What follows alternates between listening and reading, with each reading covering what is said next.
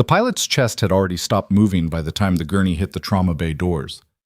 Flatline, no pulse, blood soaking through the compression bandages fast enough that the floor was tracking it in dark, wet footprints.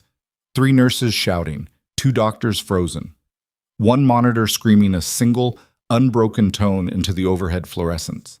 And standing 6 feet away, badge already yanked from her chest, escorted toward the exit by a man in a security uniform, was the one person in that room who knew exactly what was happening inside that body, and exactly how to stop it. "Keep moving," the security guard said. Lena Voss did not keep moving. "If you've stayed this far, stay until the end, because this story is going to go places you won't see coming. Hit like, subscribe so you don't miss a single part, and drop a comment right now telling me what city you're watching from. I want to see exactly how far this story has traveled." The morning had started the way most of Lena's mornings at Callaway Regional Medical Center started, with something broken that nobody wanted to fix. It was the defibrillator in Bay 3. Again. The charge indicator had been cycling erratically for 11 days, resetting to partial power mid-sequence without warning, and Lena had filed the maintenance report 3 times. The first report got lost. The second came back marked non-critical, scheduled for routine service cycle. The third one she had hand-delivered to the department supervisor, a compact, chronically overworked man named Dale Ferris, who had looked at it, nodded twice, and set it on top of a stack of papers that had clearly not been touched since the previous administration. Lena had gone back to work. That was the thing people who'd never met her always got wrong. They assumed the complaints, the paperwork trails, the flagged reports. They assumed all of it meant she was looking for a fight. She wasn't. She'd spent enough time in places where fighting was the only available option. What she wanted, what she had always wanted since she'd walked through Callaway's ER entrance 3 years ago with a forged reference and a deliberately thin resume, was for things to work the way they were supposed to work. Defibrillators charged, medication logs accurate, trauma protocols followed, simple, basic. The absolute floor of what a hospital was supposed to be. The problem was that Callaway Regional's chief administrator, a man named Grant Pelham, had a different definition of the floor. She'd seen the numbers.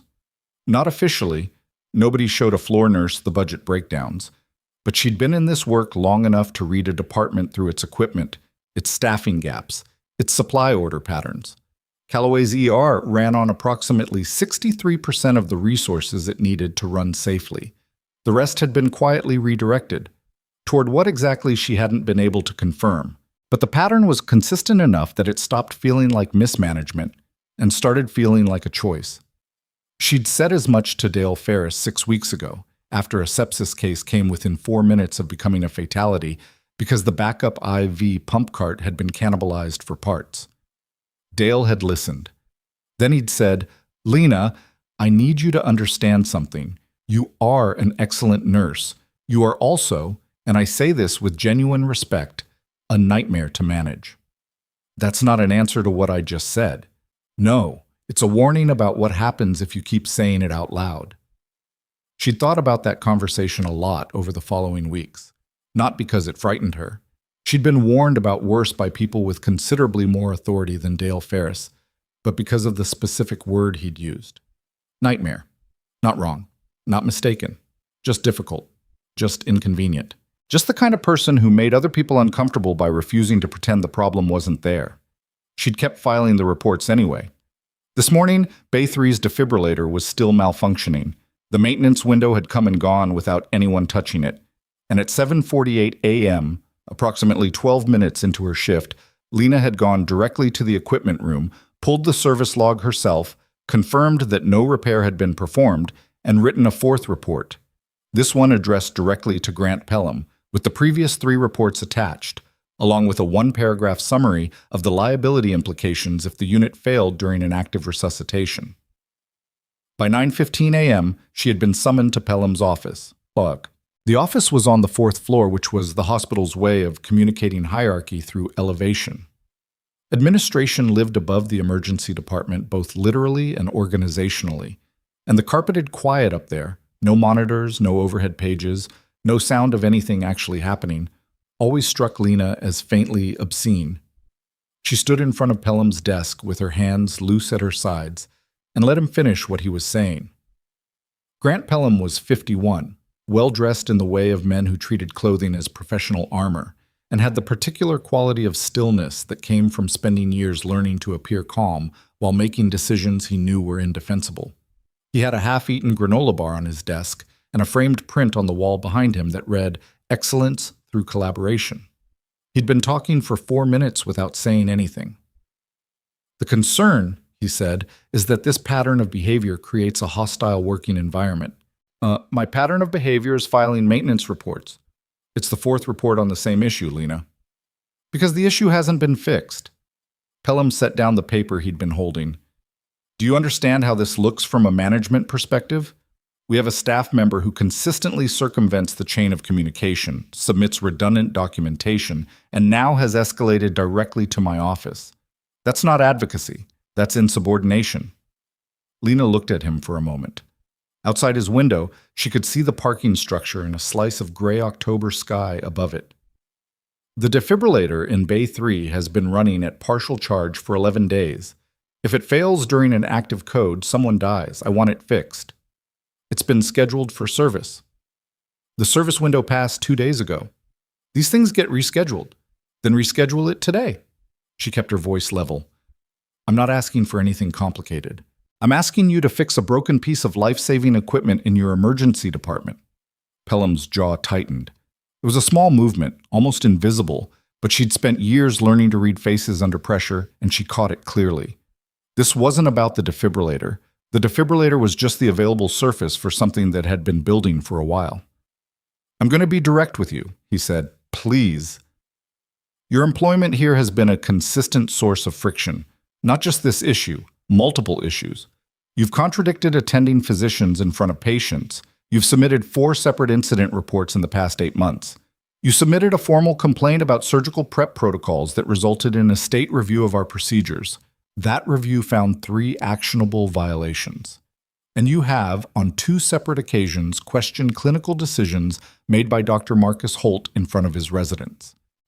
Pelham folded his hands on the desk.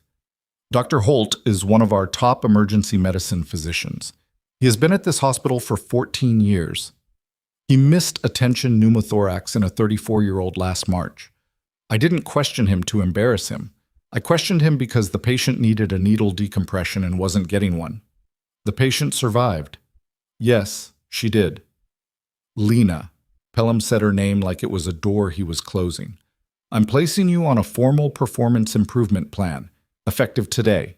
You'll be restricted from filing external reports without supervisor approval, and you'll complete a professional conduct review before your next shift evaluation."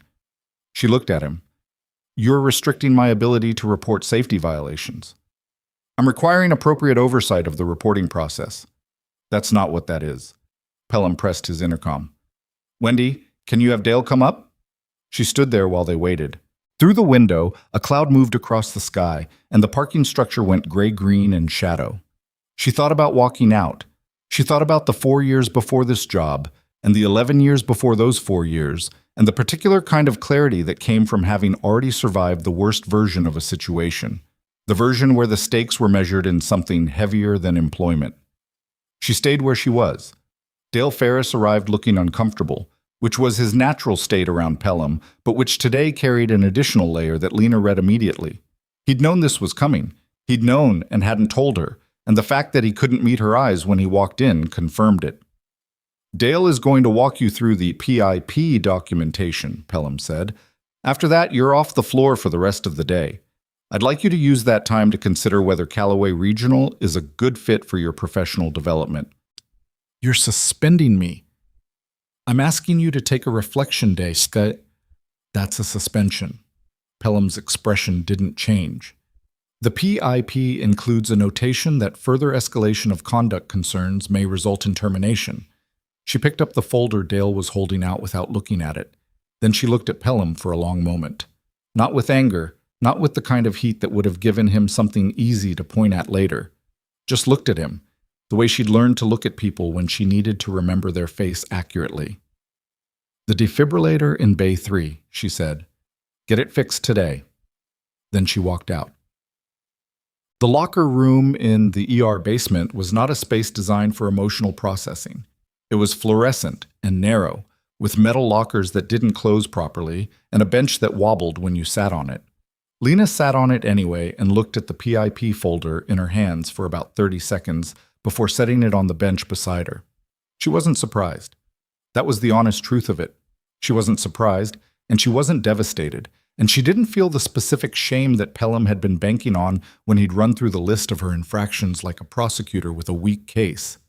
What she felt, sitting in that basement locker room, was something closer to tired. Not the kind of tired that sleep fixed, the kind that came from doing the right thing in an environment specifically structured to make the right thing feel like a malfunction. She changed out of her scrubs. She put her stethoscope in her locker. She left her badge hanging on the hook inside the door because she wasn't ready to hand it in, which she knew was probably irrational, but did it anyway. Upstairs, the ER was running. She could hear it faintly through the ceiling, the overhead pages, the distant rhythm of a department at mid-morning capacity. She knew who was on the floor right now. She knew which bays were likely occupied and what the probable case mix looked like for a Tuesday. She knew that the charge nurse on this shift was a 26-year-old named Perry who was good, but not yet fast, and that the attending covering Bay 3 through Bay 6 was Dr. Marcus Holt, who was excellent under pressure and genuinely gifted at trauma, but who had a blind spot around vascular presentations that had gotten 3 patients transferred out in the past year before anyone caught it. She knew all of this because she'd been paying attention for 3 years. She picked up the PIP folder, thought about putting it back down, and put it in her bag instead. Then she went upstairs. Not to the ER floor. She wasn't violating the suspension. She wasn't that irrational. But to the small family waiting area adjacent to the main trauma hall, where there was a row of chairs by the window and a table with old magazines and a coffee machine that produced something that resembled coffee in the way that a drawing of a fire resembles warmth. She got a cup anyway and sat down. She told herself she was waiting until she felt like driving home. That was a lie, and she knew it. The helicopter came in at 11:23 a.m. She heard it before she saw it, the specific percussion of a medical transport, heavier and lower than the news helicopters that occasionally circled the area, with the kind of purposeful descent that meant someone was running out of time. She watched through the waiting room window as it settled onto the rooftop pad, and she counted the seconds before the elevator would bring whoever was in it down to the trauma level. 38 seconds. Long. She stood up. There were things Lena Voss knew how to do, and one of them, maybe the oldest one, the one that predated nursing school and clinical rotations and 3 years of Callaway Regional's fluorescent hallways, was to read an emergency from a distance. She'd learned it in places where getting the reading wrong had immediate and non-negotiable consequences. The helicopter's descent angle, the ground crew's movement speed, the fact that the rooftop team was running, not walking, from the moment the landing skids touched down. This was bad. She was already moving toward the trauma bay corridor before she consciously decided to. The gurney came through the doors at speed, and she got her first look at the patient as it passed. Male, mid-30s, flight suit with military insignia, compression bandages on the left chest and upper abdomen already saturated, an O2 mask that wasn't maintaining his color, and the particular gray-white cast to the skin around his mouth that she recognized as the opening act of hemorrhagic shock. Behind the gurney, 2 flight medics and a ground team nurse named Bex, who was competent and currently looked frightened, which told Lena that whatever the medics had been managing in the air had just gotten worse in the past few minutes. Behind them, catching up from the stairwell, came Marcus Holt at a controlled jog, followed by 2 residents who were doing a slightly less controlled version of the same. Lena slipped through the trauma bay doors. Nobody stopped her. The room was already past the threshold where people tracked individual arrivals. Everyone was focused on the patient, on the monitors being connected, on the verbal handoff the flight medic was trying to complete over the sound of 2 alarms that had triggered simultaneously the moment the leads went on. The flatline came 30 seconds after that. The monitor's tone cut through everything: conversation, movement, the background noise of the department, with the particular finality of a sound that meant there was no time left for anything except the right decision, made immediately, executed correctly. Lena was already running the numbers. She'd seen the chest films on the tablet the ground nurse was carrying. She'd clocked the saturation drop. She'd watched Holt go for the crash cart, which was the right instinct for most flatlines and the wrong instinct for this one. This patient's pressure had been tanking for 15 minutes. The abdominal compression showed tensing on the right side, and the combination of the penetrating chest trauma and the current presentation was not a primary cardiac arrest. It was something specific, something that would not respond to the standard ACLS algorithm, and if they ran that algorithm for the next 4 minutes before anyone recognized what was actually happening, the pilot was going to die on this table. She stepped forward. "Move." The word came out the way it always had in situations like this. Flat, certain, carrying the specific weight of someone who had made this call before and knew what it cost to be wrong. One of the residents stepped back. Beck stepped back. Holt turned from the crash cart with a defibrillator paddle in his hand and looked at her. "Voss, you're suspended. He's got a traumatic tension pneumo and the pericardium is involved." She was already at the supply cabinet, pulling the tray she needed, reading the labels without having to search because she'd restocked this cabinet herself last week. "His venous return is completely obstructed. You defibrillate him right now and you're shocking a heart that can't respond. We need needle decompression and a pericardiocentesis, and we need it before his brain starts timing out." Holt stared at her. On the monitor, the flat line held. "Lena." Holt's voice had dropped. Not angry, not yet, but carrying the kind of concentrated authority that he used when he needed people to listen. "You need to step back." "Marcus." She said his name the same way, level, without heat. "Look at his JVD. Look at the tracheal deviation. You've seen this before and you know what I'm describing, and we have about 90 seconds. Nobody moved. The monitor kept screaming.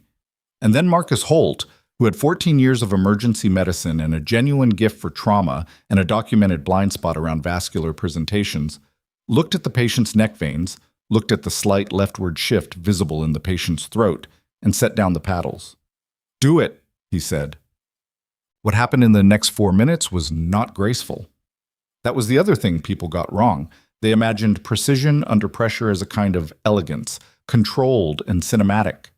It wasn't. It was fast, imperfect, hands that moved with accumulated knowledge rather than visible confidence, a needle that had to be repositioned once, a moment where the patient's pressure dropped further before it corrected, a resident who knocked a tray and sent instruments clattering across the floor, and Beck's calling out numbers in a voice that kept climbing in pitch until Lena told her to slow her breathing and read the monitor, not the patient's color. The tension pneumothorax released with a hiss that was audible over the monitor. 30 seconds later, the pericardiocentesis produced a draw that confirmed the working diagnosis. 40 seconds after that, the flat line broke. The monitor showed a rhythm. Irregular, fragile. Not what it should be, but present and maintaining. The patient's color began to change at the lips first, then the face. "Get cardiothoracic on the phone," Lena said. "He's going to need a chest surgeon in the next 20 minutes, not 2 hours. Bex was already on the phone.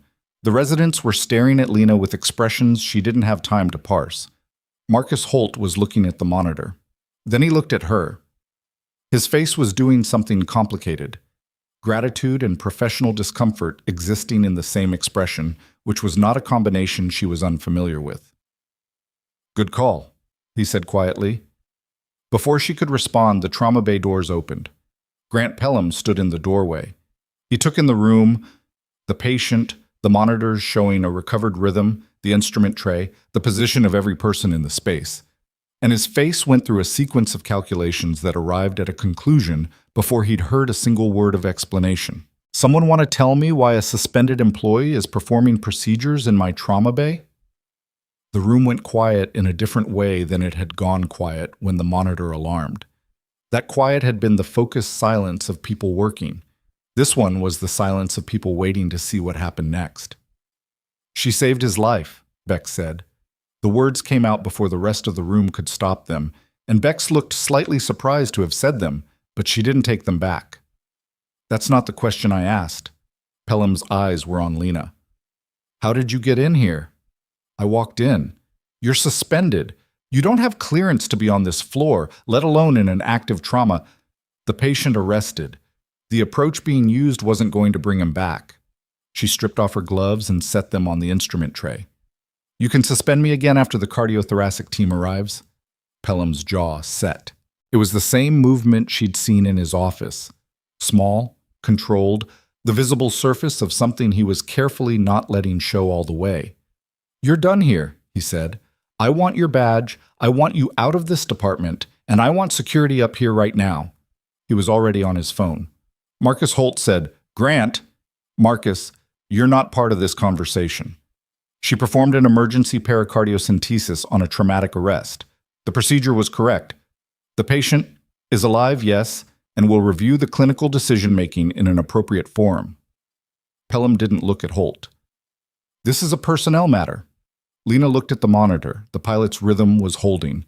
His pressure was coming up incrementally, which was what she'd expected, but not a recovery, not yet, but a stabilization. A platform from which the thoracic surgeon could do what needed to be done. She'd bought him time. That was what this had been. Time. She walked to her locker hook by the supply cabinet and took down her badge. She was about to hand it to Pelham when the outer doors opened again. Not the trauma bay doors, but the main ER entrance, the wide automated ones that faced the ambulance bay. And the sound that came through them was different from anything she'd heard in 3 years of working in this building. Vehicles. More than one. Heavy, military spec, the engine signature of something substantially larger than a civilian SUV. She could hear them from inside the department. Dale Ferris appeared in the corridor looking pale. "Grant," he said, There are military vehicles in the parking lot, multiple, and the men getting out of them are," he stopped. "Are what?" Pelham said. Dale looked at Lena, then back at Pelham. "They're asking for her," he said. Pelham's expression didn't move. The room didn't move. The monitor kept its steady, recovered tone, and the pilot's chest kept rising and falling, and outside the windows of Callaway Regional Medical Center, in a parking lot that had never held anything more militarily significant than an ambulance, a convoy of black vehicles was sitting with its engines running. The badge was still in Lena's hand. She looked at it for a moment. Then she set it on the supply cart without handing it to anyone. Nobody moved for a full 3 seconds. That was the thing about moments that rearranged the architecture of a room. They didn't announce themselves with noise. They arrived in silence, in the gap between one thing ending and the next thing not yet beginning, and everyone stood in that gap like they were waiting for someone else to confirm what they were seeing. Dale Ferris was still in the corridor doorway, still pale, still wearing the expression of a man who had just walked into a situation several categories above his pay grade and knew it. Grant Pelham had his phone halfway to his ear and hadn't finished the motion. The 2 residents were pressed against the wall by the supply cabinet. Bex was holding the monitoring clipboard without looking at it. Marcus Holt was looking at Lena. She was looking at the door. The sound outside had changed. Engines cutting off one by one.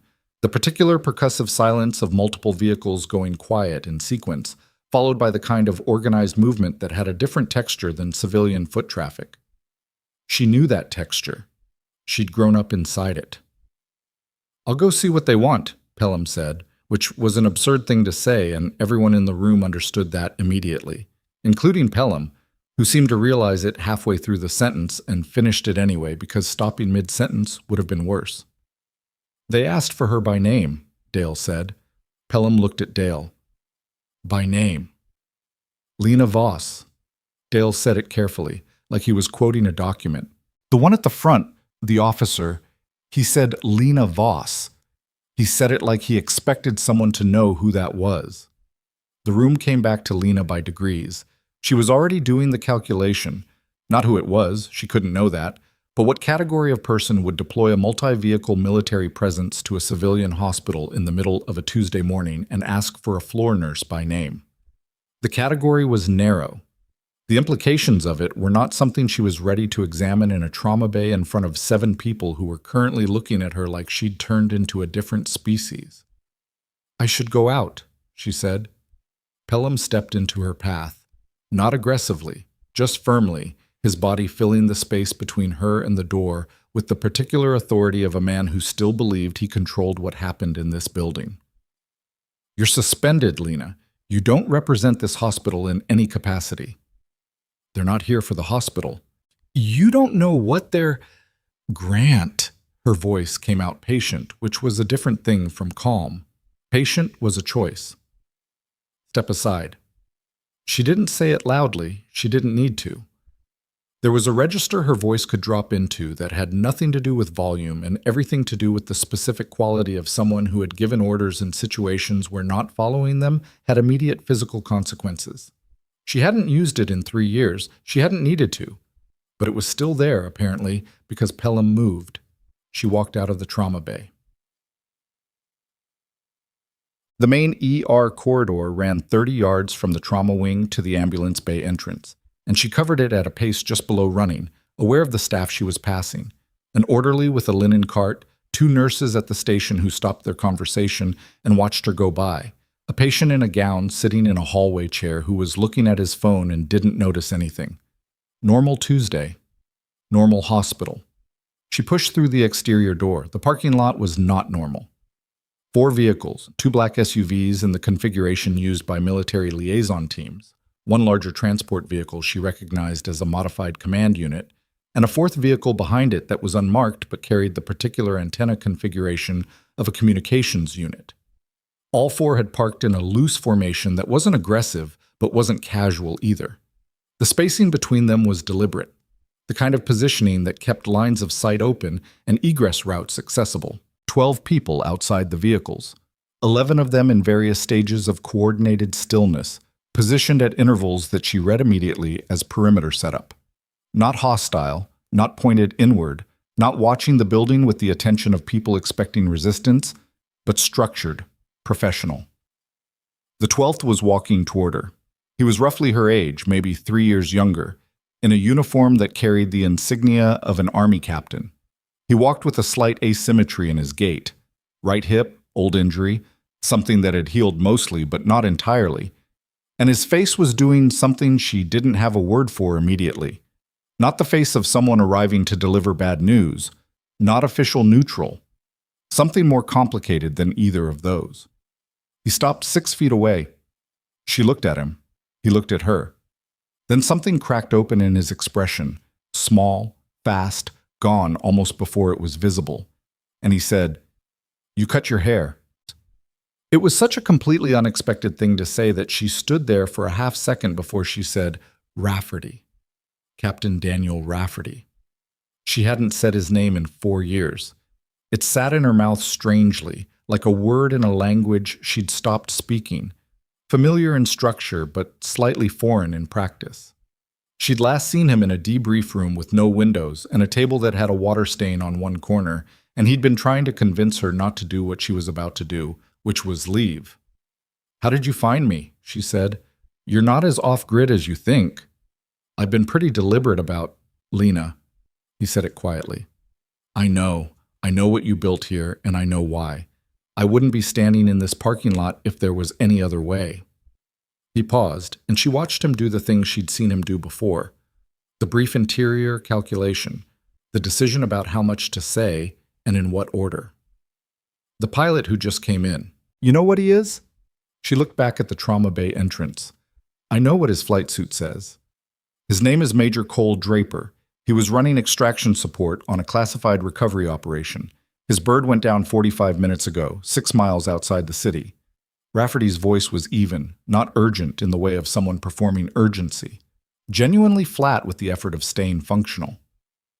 "We lost contact with him about 30 minutes after the crash. We didn't know if he was—" He stopped. "He's alive," she said. "He's in stabilization. He needs a thoracic surgeon, and he needs one now, which I set inside and which I have limited ability to enforce from out here." Rafferty turned to one of the men behind him and said something she didn't catch. The man was immediately on a phone. "Is there anything else about his condition I should know?" Rafferty asked. "Traumatic tension pneumothorax with pericardial involvement. We decompressed and did a pericardiocentesis." His rhythm came back. "He was hemodynamically fragile when I came out here, and the window for surgical intervention is not wide." She paused. "Who's your surgical contact?" "We have a team on standby. Get them inside. I need authorization from the hospital. Then get it.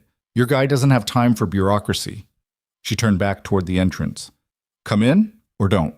But make the call in the next 30 seconds. What happened in the following 12 minutes was the kind of thing that Callaway Regional Medical Center had never been designed for, and would likely spend the next several months trying to process administratively. Rafferty's surgical team, 2 people in civilian clothes who nonetheless moved through the trauma bay with the total confidence of individuals who had done this in environments considerably less equipped than a regional hospital, arrived inside 7 minutes. The hospital's cardiothoracic surgeon on call, a woman named Dr. Paula Estrin, who had been paged 4 minutes earlier and arrived looking understandably confused, took one look at the incoming team's credentials and pivoted from territorial to collaborative in a way that Lena found professionally admirable. Cole Draper went to the OR at 11:41 a.m. Lena stood in the corridor outside the trauma bay and watched the gurney go. Behind her, she was aware of the weight of everything that had just happened. The room she'd walked back into, the badge still sitting on the supply cart, Grant Pelham somewhere in the building doing calculations of his own. She hadn't fixed any of that by stepping outside. She'd only deferred it. Rafferty appeared beside her. "He's going to make it?" he said. "The surgery is straightforward if they're good. Are they good?" "They're the best I could get here in 40 minutes. "Then probably yes." Rafferty let out a breath. It wasn't a dramatic exhalation, just the small release of pressure that happened when a worst-case scenario backed off one step. She recognized it. She'd made that same sound before in places she didn't think about much anymore. "I need to talk to you," he said. "You're talking to me." "Not here." He glanced down the corridor. "Not with—" He didn't finish the sentence, but she understood the subject. The residents who had drifted back into the trauma bay and were watching through the small window. Dale Ferris, who had appeared at the nursing station and was pretending to look at a chart. The 2 nurses who were doing the specific kind of not staring that was entirely composed of staring. "There's a family consultation room," she said. "End of the hall." The room was small and beige and had a box of tissues on the table, which was the hospital's way of communicating that the conversations that happened in this room tended toward a particular category of difficult. Rafferty sat across from her, and for a moment neither of them said anything, which was fine. She'd never been uncomfortable with silence around him. That had been one of his better qualities. "How long have you been here?" he said. 3 years? You like it?" "I was about to be terminated when you showed up." He looked at her steadily. "Why?" "I filed too many safety reports. Apparently that constitutes insubordination." She heard how it sounded. A flat delivery that didn't match the actual weight of what had been happening for the past 8 months. The low-grade erosion of working somewhere you could see was going wrong, while every formal mechanism for addressing it got quietly blocked. She wasn't going to explain it more thoroughly than that. "The administrator here has been cutting equipment maintenance budgets and burying the incident reports that come out of it. I've been the one filing the reports." Rafferty's jaw moved slightly. "How bad?" "Bad enough that today wasn't the first close call. It's the first one I managed to interrupt." He was quiet for a moment. She could see him processing it, not just the information itself, but the specific texture of it, the way it mapped onto things he knew about her. "I didn't come here because of that," he said. "I know. But I want to come back to it." She looked at him. "Why?" "Because some of the people in those vehicles with me are not here for Cole Draper. Or not only for Cole Draper." He set his hands flat on the table. She'd noticed before years ago that he did this when he was about to say something he'd been preparing to say for a while. A physical settling, like placing a foundation. Draper's extraction operation was connected to a wider investigation. It's been running for 8 months. One of the things that came up in that investigation— He stopped. "There are easier ways to say this, and I'm going to skip them. We flagged this hospital 6 weeks ago." She didn't say anything. "Specifically, we flagged a pattern of falsified compliance records in the medical equipment maintenance logs. The pattern matches a signature we've seen in 3 other facilities over the past 2 years, all connected to the same equipment vendor, same regional distribution network." He looked at her directly. "The vendor has federal contracts. Medical equipment supplied to military field hospitals, including 2 of the bases in Draper's operational theater. The room did something. Not the physical room, that stayed beige and quiet, but the space inside the room, the air of it. You're saying the equipment failures aren't just budget cutting," Lena said. "We're saying we don't know yet what they are. We know the falsification is deliberate, and we know it's systemic. We know this hospital is in the network. He paused.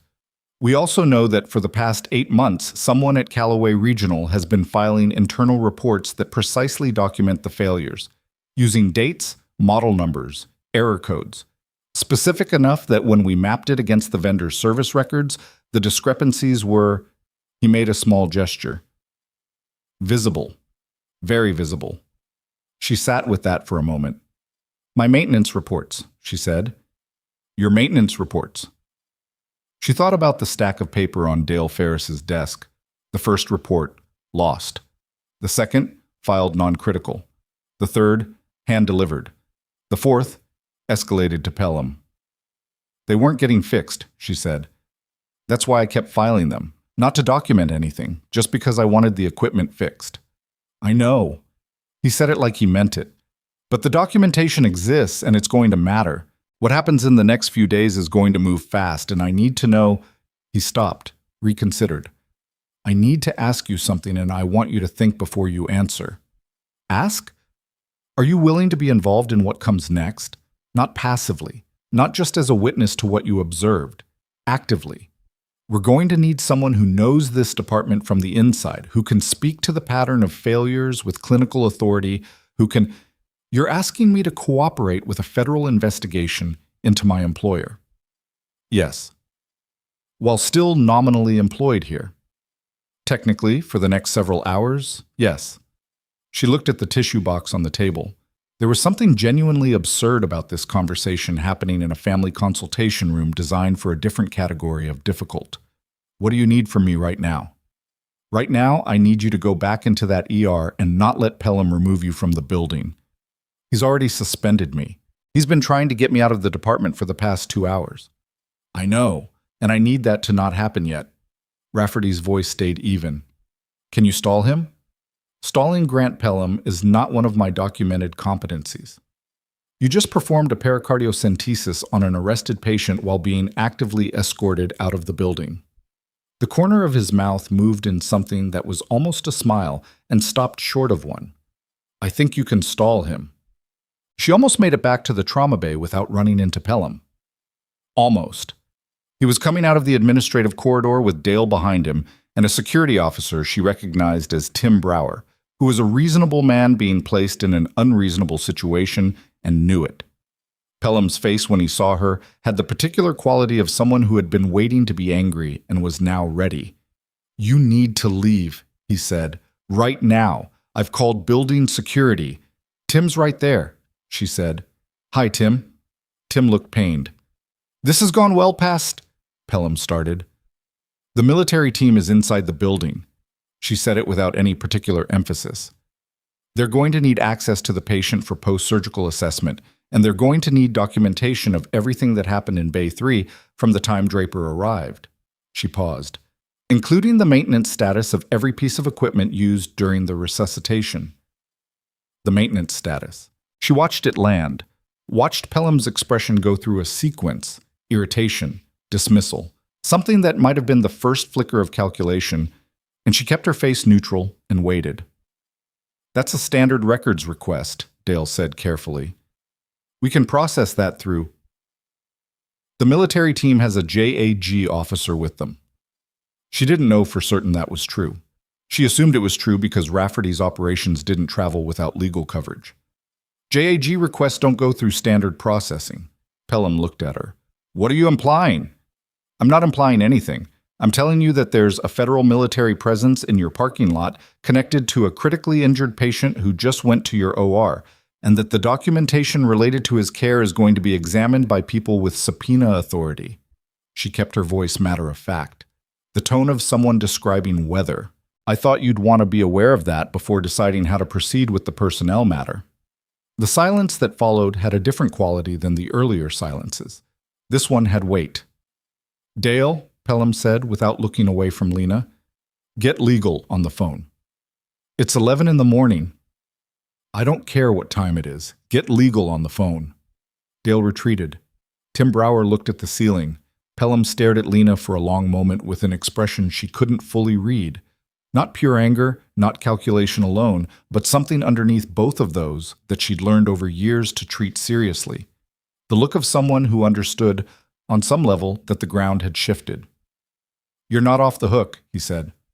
"The personnel matter stands." "Okay," she said. "I want your badge at the end of today's shift." "You can have it." She wasn't agreeing to anything that mattered. She was buying time, and they both knew it, and the fact that he was accepting the terms anyway told her that he was also buying time, and neither of them was sure yet what they were buying it for. She walked back to the trauma bay. The next hour moved in the way that hours moved in emergency departments.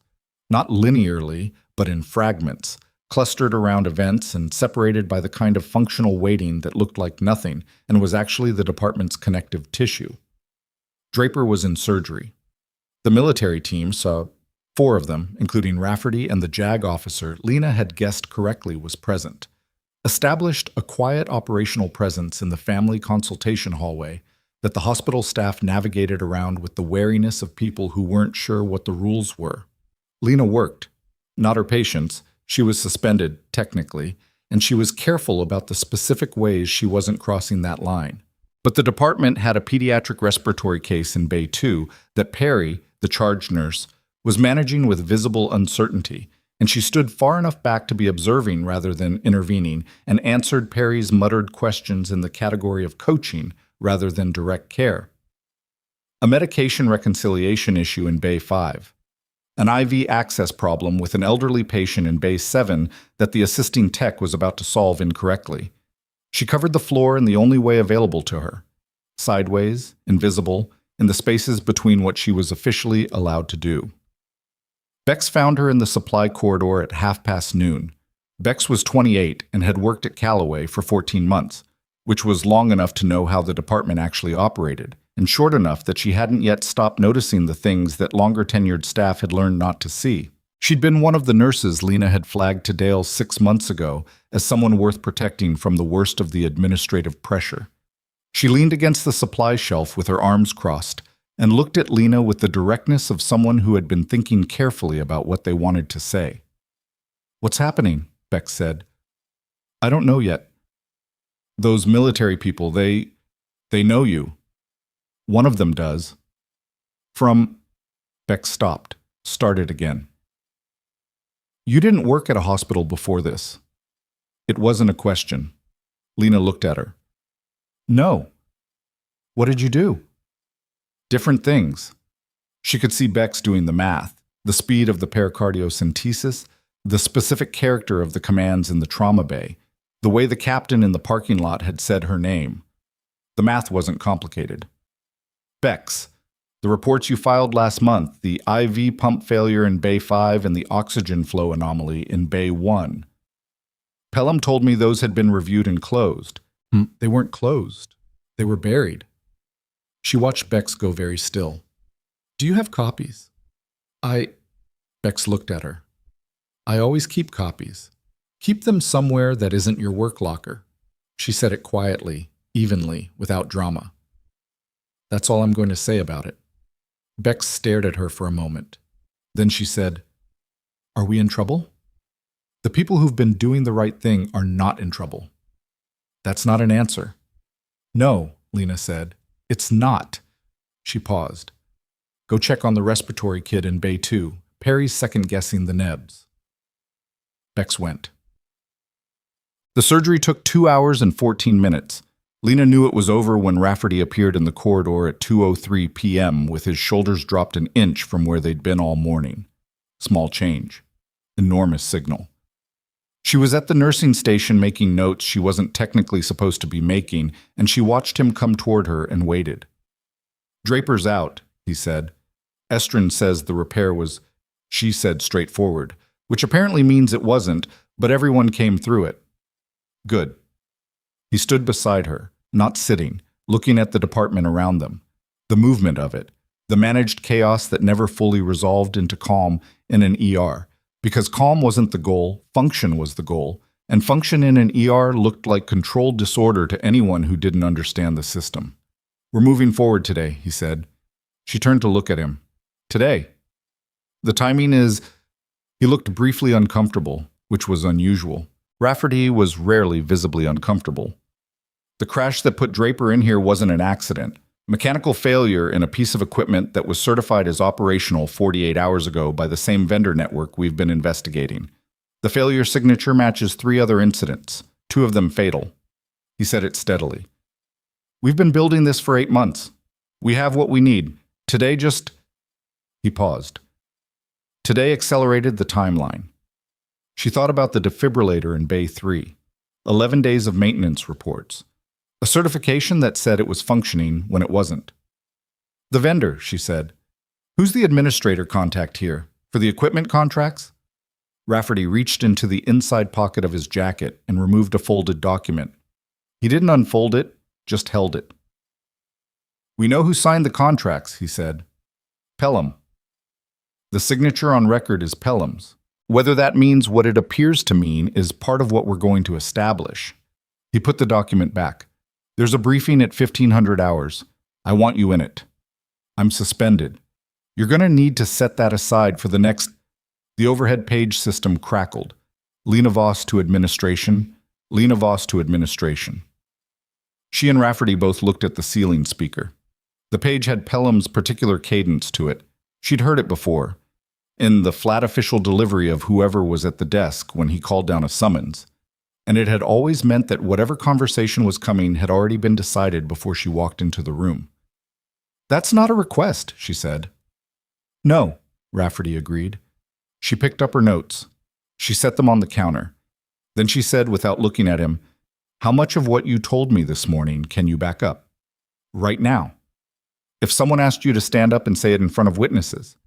Rafferty was quiet for exactly 2 seconds. All of it, he said.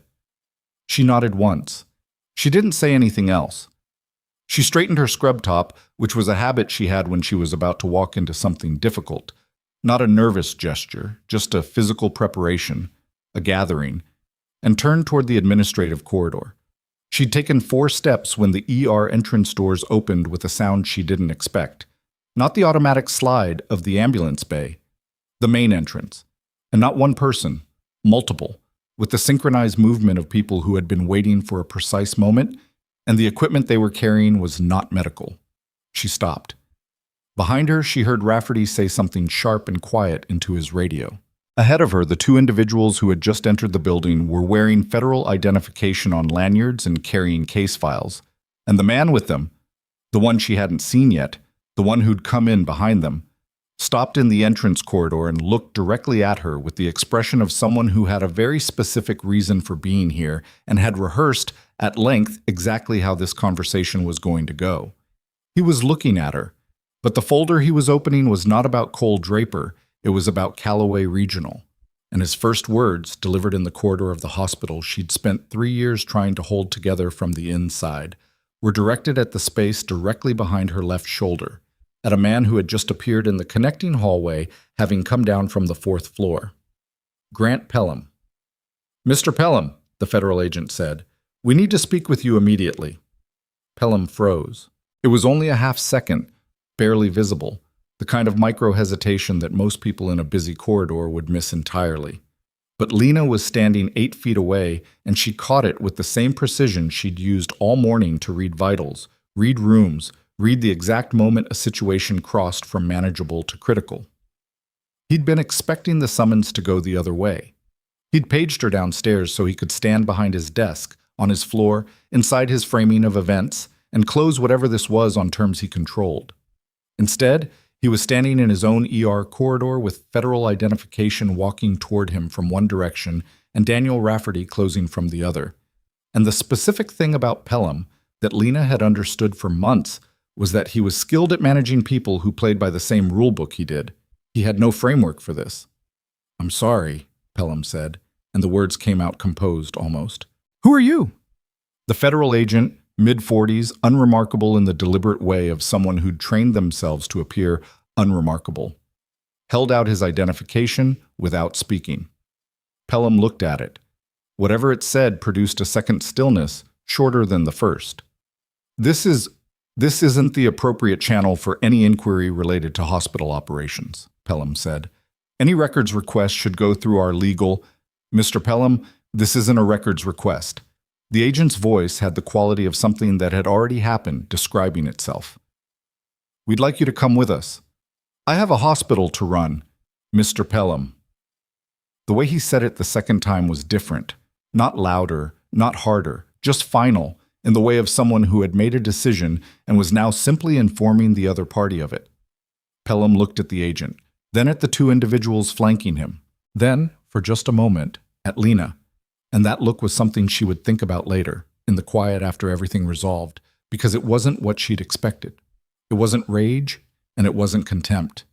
It was something closer to the expression of a person watching a building they'd constructed for years discover that it had no foundation, and the discovery was happening too fast to process. Then it was gone, replaced by the controlled surface he'd worn all morning, and he turned and walked with the federal agents toward the administrative corridor.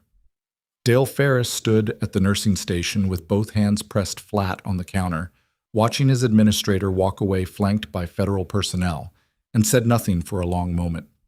Then quietly, to no one in particular, "Okay." The next 20 minutes moved with the specific unreality of major events that refused to perform their own significance. The ER kept running. Patients kept arriving. Bay 4 had a laceration case. Bay 7's elderly patient needed her IV line repositioned. The respiratory kit in Bay 2 was stabilizing, which Perry reported to Lena in the corridor with a relief that was disproportionate to the clinical situation and entirely proportionate to the morning they'd both been having. Rafferty was on his radio in the family consultation room with the door half closed. Lena could hear the cadence of his voice without making out the words. Organized, steady, the register of someone running a moving operation, adjusting sequence, confirming positions. She knew that register. She went back to work, not performing suspension, not navigating the optics of her status, just working because people needed nursing, and she was a nurse and the administrative layer had temporarily ceased to have the authority it normally exercised. Dale Ferris watched her move through the department and made no effort to stop her, which was its own kind of statement. At 2:31 p.m., Marcus Holt found her in the medication room. He shut the door behind him, which in a medication room was essentially closing yourself into a space the size of a large closet with another person, and he leaned against the shelf and looked at her with the expression she'd categorized months ago as his working through something face. Not comfortable, not pretending to be comfortable, actively processing something he hadn't fully resolved. "You want to tell me something?" she said. "Yeah." He rubbed the back of his neck. It was an honest gesture, unguarded, and she'd always found Holt more credible in the moments when he forgot to be polished. "The defibrillator in Bay 3. I used it yesterday on a 30-year-old in SVT. It charged to about 70% of indicated. I noticed. He stopped. "I didn't file anything." She looked at him. "I know," he said. "Okay. I'm going to file it now." "Yes," she said. "You are." She held his gaze for a moment, not unkindly, but without softening the edges of it. "Was that the only one?" He was quiet for 2 seconds. "There was an oxygen flow irregularity in Bay 1 in September. I documented it in my personal notes. I didn't escalate it because Dale had told me the previous month that there were budget pressures and escalating equipment complaints was creating friction, and it was better to manage things at the floor level." He said it like he was reading something unpleasant back that he'd written himself. "That was bad judgment." "Yes. I'm going to fix it." "Marcus." She kept her voice even. "Do it now. Not after whatever happens upstairs resolves. Now. Write it up. Put a date on it. Give copies to the federal team that's in the building. Don't wait to see which way this falls." He looked at her for a moment longer. Then he nodded once, opened the medication room door, and left. She stayed where she was for 30 seconds after he left, running through the implications of what he'd just told her. The oxygen flow irregularity in September. The defibrillator in October. 2 more data points in a pattern that already had more data points than anyone had wanted to look at directly. Equipment failures certified as resolved. Reports that didn't travel up the chain. An administrator whose name was on vendor contracts and whose default response to documentation was suppression. She thought about Draper's helicopter going down. Mechanical failure in a piece of equipment certified as operational. The pattern didn't require much imagination to complete. At 3:04 p.m., Rafferty came to find her. She was at the nurse's station, and he crossed the department floor at a pace that wasn't running, but had the intention of running underneath it. And when he reached her, he turned so his back was to the rest of the room and said quietly, "We have a problem." What happened? Pelham's attorney arrived, faster than it should have been possible, which means he had the call ready to make, which means he knew something was coming. He said it without editorializing, just placing the fact. The attorney is blocking the document review, claiming administrative privilege on the vendor contract files. Can he do that? Temporarily. It buys Pelham 24 to 48 hours before a judge overrides it. He looked at her directly. The documentation you've generated, your maintenance reports, the incident files, those are employee records, not administrative privilege. They're accessible independently. But the JAG team needs a complete chain to establish the connection between the falsified certifications here and the equipment in Draper's aircraft. Missing link, she said. The service logs, the vendor's actual service logs versus what was reported to the hospital as completed. We have the reported versions. We need the originals. He paused.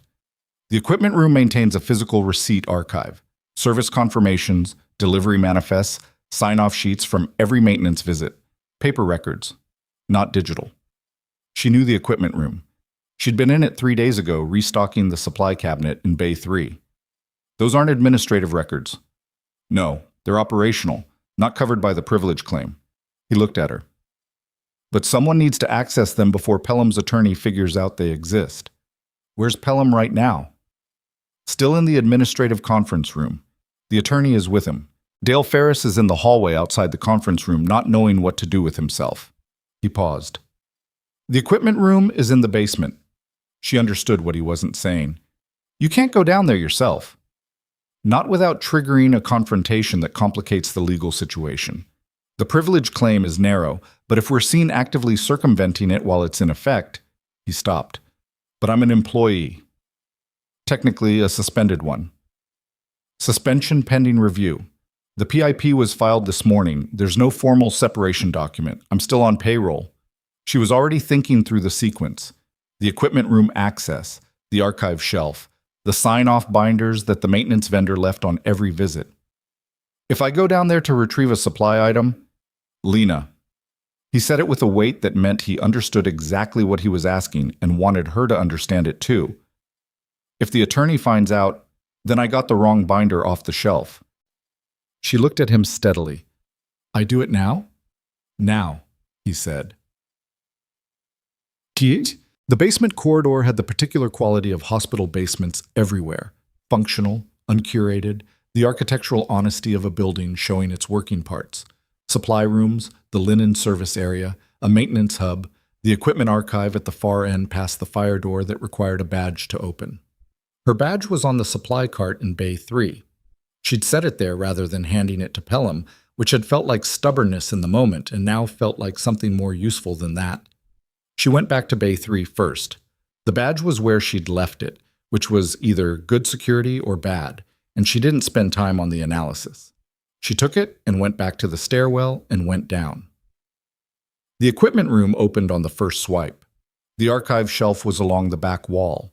Gray metal shelving, binders organized by year and vendor, the physical paper trail of every service visit the hospital had received in the past 7 years. She'd seen the shelf dozens of times without ever needing it for anything except confirming a supply catalog number.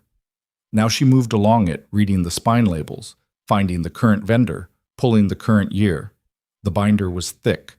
She opened it to the most recent entries and started reading. Service visit records. Each one had a vendor technician signature, a completion date, an equipment model number, and a certification status. She compared the first entry to what she knew from her own maintenance reports. The defibrillator in Bay 3, reported as serviced on October 14th. October 14th. Sign-off sheet present. Technician signature present. She looked at the timestamp on the certification. Then she looked at the date below the signature. Not the service date. The actual date of the stamp, the automated timestamp from the vendor's certification printer. October 14th. But the defibrillator in Bay 3 had been showing the malfunction error code since October 3rd. She documented it herself on the 3rd. It had been malfunctioning continuously since then. A service visit on October 14th that corrected the problem would have produced a functioning unit on October 15th. The unit was still malfunctioning today. November 5th. The certification said it had been repaired 3 weeks ago. She photographed the page, then the next one. Bay 1's oxygen system, certified as functioning September 27th. She pulled Marcus Holt's September report from her memory. September 22nd, an oxygen flow irregularity he documented in his personal notes but not escalated. 5 days before the certification, certified as functioning before the reported problem was resolved. Or, certified as functioning, problem not resolved, certification false. She was photographing the 3rd page when the light in the corridor outside the equipment room went on. She heard footsteps. Not one set. 2. Moving with purpose in the direction of the equipment room door. She kept photographing. The footsteps stopped outside. A voice she didn't recognize said, "Legal says the archive's in here." A second voice. This one she recognized. Dale Ferris. "Yeah," Dale said. "It's in there." A pause. Then quieter. Low enough that it probably wasn't meant to carry through the door, but the equipment room was bare concrete and carried sound well. "She's in there." One beat of silence. Then the second voice said, with a flatness that meant a decision had just been made, "Open it." Lena looked down at the binder in her hands. She looked at the photographs on her phone. She looked at the door. She had approximately 6 seconds before it opened. She did the only calculation that mattered, how many pages she still needed versus how much time she had versus what happened to the evidence if the phone was taken before she could transmit the images. 4 seconds. She opened the share function and sent everything to Rafferty's number. The door opened. The man who came through it was not the federal agent from earlier. He was shorter, in a suit jacket, with the specific quality of barely contained urgency that she associated with lawyers who had just been told a situation was worse than they'd prepared for. Behind him, Dale Ferris stood in the corridor looking at the floor. The attorney looked at her, looked at the binder, looked at her phone. "Put that down," he said. Lena closed the binder. She set it back on the shelf in its correct position, spine out. She put her phone in her pocket. "I was retrieving a supply catalog number," she said. "You were photographing archived records during an active privilege claim. The privilege claim covers administrative records. These are operational service logs." She kept her voice level. "You're welcome to verify that with your client's JAG counterparts upstairs." His jaw tightened. "I'm advising you not to leave this building. I'm a current employee on a reflection day. I'm not going anywhere." She walked toward the door, and he didn't move, and they stood for 2 seconds in the specific geometry of two people deciding whether this was the moment. She looked at him without blinking. He moved. She walked out into the corridor. Dale was still there. He looked up when she passed him, and his face was doing something complicated. The expression of a man who had been making small, individually defensible choices for a year that had accumulated into something he could no longer defend, and was only now, standing in a basement corridor outside an equipment archive, starting to understand the full weight of the total. "Dale," she said, not unkindly. He opened his mouth. Before he spoke, her phone buzzed. She looked at it. A text from Rafferty's number. 3 words. "Images received. Come up." And below it, a second message, sent 30 seconds after the first, that stopped her at the bottom of the stairwell with her hand on the door. "Draper's awake. He's asking for you specifically. Says there's something you need to know about the crash. Something he didn't put in the incident report. Says he recognized the equipment failure. Says he's seen it before." She took the stairs 2 at a time, not running, controlled, purposeful, the kind of speed that didn't announce itself as urgency to anyone watching, but covered ground faster than walking. She was through the stairwell door and into the second-floor recovery corridor before the full implication of Rafferty's second message had finished assembling itself in her head. Says he recognized the equipment failure. Says he's seen it before. Before meant prior incident. Prior incident with the same failure signature meant a pattern that extended beyond Callaway Regional's equipment room, beyond the falsified service logs she'd just photographed, beyond the vendor contracts with Pelham's signature. It meant Cole Draper had encountered this specific malfunction in a different context, at a different time, and had survived it once already, and had not reported it in his incident documentation, which meant either he hadn't understood what he was seeing the first time, or he had understood and made a deliberate choice about where that information went. Either one was significant. Together, they were something else entirely. She found Rafferty outside the recovery room at the end of the second-floor corridor. He was standing with the JAG officer, a woman named Captain Vera Solano, who Lena had met briefly in the family consultation room and who had the particular quality of stillness that came from spending a career being the person in the room who knew the most and said the least. They both looked up when Lena came through the stairwell door. "Images are already with the investigative team," Rafferty said. "The attorney knows you sent them. He's filing an objection. Will it hold?" "Solano?" He looked at the JAG officer. "The privilege claim doesn't cover operational records. His objection won't survive a federal judge's review." Solano's voice was precise in the way of someone who chose words the way a surgeon chose instruments. Nothing wasted, nothing approximate. "But it buys time, and time is a resource right now." She looked at Lena directly. "You photographed both the October service record and the September oxygen certification? And two others, Bay 7's cardiac monitor, certified in August. Bay 2's ventilator, certified in July." She paused. "All four show certification dates that predate the resolution of reported malfunctions. In two cases, the malfunction was ongoing at the time of certification." Solano looked at Rafferty. Something passed between them. Not a full communication, just an acknowledgement that the picture was now cleaner than it had been 20 minutes ago. "Draper," Lena said. "In there." Rafferty nodded toward the recovery room door. "He came out of anesthesia 40 minutes ago. Estrin cleared him for limited conversation. He was asking for you before he was fully oriented, which Estrin said was unusual." He paused. "Whatever he's carrying, he's been carrying it for a while." She pushed the door open. Odd.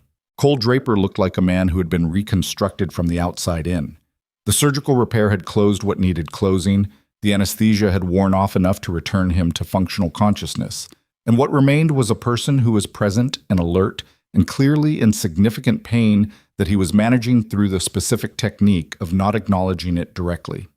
He was 36, she guessed, maybe 38, with the kind of physical conditioning that made age difficult to read, and a face that was currently doing about 4 things at once, none of them comfortable. When she came in, he looked at her for a long moment without speaking. "You were in the trauma bay," he said. His voice was rough from the intubation. "Yes." "You did the pericardiocentesis?" "Yes." He looked at her for another moment. Then something in his expression shifted. Not relaxed, not relieved, something more complex than either. "I need to tell you something," he said. "And I need you to understand that I've been trying to figure out how to report it for 6 weeks, and I kept running into—" He stopped, reformulated. "The chain of command for what I know is complicated." "Tell me what you know," she said. "We'll figure out the chain afterward." He looked past her at the door. She stepped to the side so he could see it was closed, then pulled the chair from beside the bed and sat down in it. Not standing over him, not performing authority she didn't have in this room. Just sitting. At his level. Waiting. Draper took a breath that caught slightly on the repair side and came out uneven. 6 weeks ago, I was running a supply inspection at Forward Operating Base Kerrigan. Equipment audit. Standard rotation. Nothing flagged. I went through the medical unit's emergency response inventory. He paused. The portable defibrillator. Certified as operational the week before. I ran the self-test, which I do on every piece of equipment regardless of certification status, because I've learned— Another pause. Because I've learned that certification and function are not the same thing. What did the self-test show? Partial charge cycle, resetting to 60% of indicated output without completing. He looked at her. Same error code I'd seen on a unit at Base Haverford 3 months before that. Different base, different unit, same vendor, same certification pattern. Vendor service records showed the Haverford unit had been serviced 10 days before I tested it. Same failure. Same failure, different geography. I flagged it at Kerrigan. Filed the report. The report came back from supply chain with a vendor response attached. They acknowledged a firmware issue in a specific production batch, said a patch was being rolled out, gave a timeline of 30 days. 30 days? Lena said. 30 days, he repeated. I filed a follow-up at day 32. The response I got back said the patch had been applied and all units in the affected batch had been recertified. He looked at the ceiling. I should have gone and tested them again. I know that. I was running 3 other operations simultaneously, and I trusted the recertification, and I moved on. He brought his eyes back to her. The unit in my aircraft today was from the same vendor network. Different product line. Aircraft emergency medical kit, not a ground defibrillator. But the same vendor, same regional distributor, same certification system. She was very still. You think the firmware patch was falsified? I think something in that supply chain is producing certifications that don't correspond to actual repairs. And I think it's been doing it for at least 6 months across multiple facilities and at least 2 separate product lines. He shifted in the bed and winced in a way he clearly hadn't intended to show. The failure in my aircraft today wasn't the defibrillator. It was the fuel flow monitoring system. Different equipment, same certification pattern, certified as operational 4 days ago, failed mid-flight. He stopped. My aircraft didn't crash because of pilot error or environmental conditions. It went down because a certified as functional safety system was not functional. The room was very quiet. You didn't put this in your incident report, Lena said. I didn't know all of it until I woke up here. His voice was still rough but steadier now, like a man who had been waiting to say something for long enough that the saying of it was its own kind of relief. I knew the defibrillator pattern. I didn't have the connection to the fuel system until I went through the certification records in my head lying on a surgery table. He paused. That's what I mean when I say I recognized it. The failure mode. Not the exact equipment. The failure mode. She thought about the binder in the equipment room, the timestamp on the Bay 3 defibrillator certification, the September oxygen system. 4 separate pieces of equipment, 4 separate false certifications, all running through the same vendor network, all producing the same gap between reported function and actual function. And now, aircraft, military bases, a fuel system that took a helicopter down 6 miles outside the city. Rafferty needs to hear this right now, she said. I know, but I wanted... Draper looked at her again with that complicated expression. I wanted to tell you first, because from what Rafferty said, you've been the one documenting this from the inside for 8 months without anyone listening. He paused. Somebody should have listened. She looked at him for a moment. Then she stood up and opened the door. What followed was not a briefing in any formal sense. It was 4 people in a recovery room with the door closed and a patient in a bed who was in more pain than he was admitting, and it had none of the procedural structure that the word briefing implied. Rafferty stood at the foot of the bed. Solano had a legal pad. Lena stood by the window. Draper talked for 11 minutes. When he finished, Solano put down her pen and looked at Rafferty. The firmware certification, she said. If the patch rollout was falsified across the vendor network, that's not equipment negligence. That's not budget cutting or corner trimming. She said the next part carefully. That's deliberate falsification of safety certifications for equipment under federal contract. That's fraud with foreseeable harm. 2 fatal incidents in the base network over the past year, Rafferty said. We flagged them as equipment failures without a vendor cause identified. If Draper's pattern holds, it holds, Draper said flatly from the bed, then those 2 fatalities are connected to the same certification chain. Rafferty was quiet for a moment. That changes the charge classification significantly. Solano nodded once. She'd already moved on in her head. Lena could see it, the way she was organizing the sequence of next steps, with the concentration of someone who understood that the shape of the next 12 hours would determine the shape of everything after it. We need the vendor's central records, not the regional distributor. The primary vendor, their certification database. That requires a federal warrant. How fast? If I have the images Lena photographed and Draper's statement, I can have a warrant application in front of a judge in 3 hours. Solano looked at Lena. I'm going to need you to give a formal statement, on record, with specifics, dates, equipment identifiers, the discrepancies as you observed them, not filtered through the incident reports. Your direct observation. When? Now, if you're willing. Lena looked out the window. The parking lot was still occupied by the military vehicles. The afternoon had shifted. The light was different, lower, the specific angle of November at 4 p.m. She'd been in this building for 8 hours. She'd been suspended for 7.5 of them. Yes, she said. The formal statement took 45 minutes. Solano was precise and methodical, asking questions that were designed to elicit specificity rather than narrative. Not what happened, but what did you observe? When exactly? What did the display read? What was the model number? Lena answered in kind, working through the 8 months of documentation from memory with the kind of detail that came from having written the same reports 4 times and having the whole sequence embedded in her working memory, whether she wanted it there or not. When it was done, Solano took the recording device and left the room. Rafferty stayed.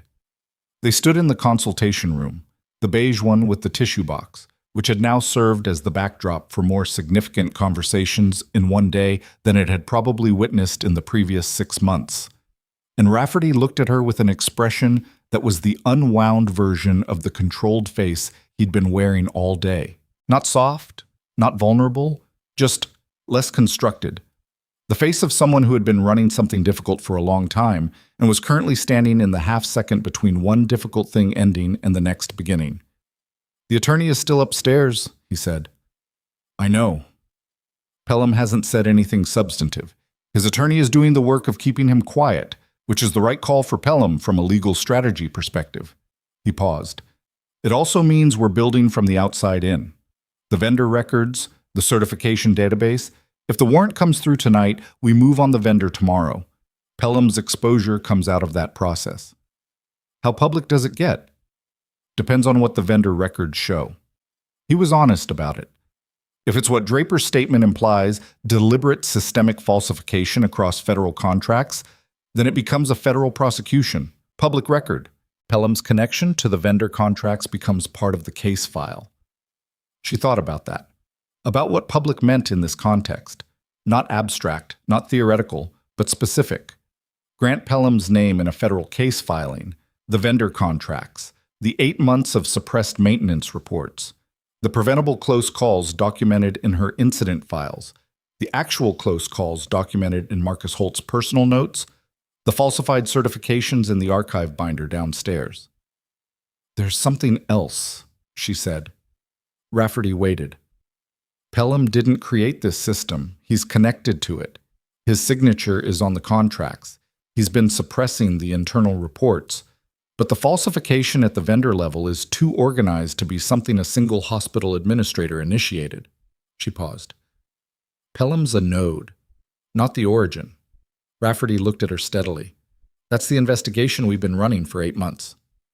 You already knew. We knew there was a larger structure. We didn't have the civilian side documentation to demonstrate how it connected to individual facilities. He paused.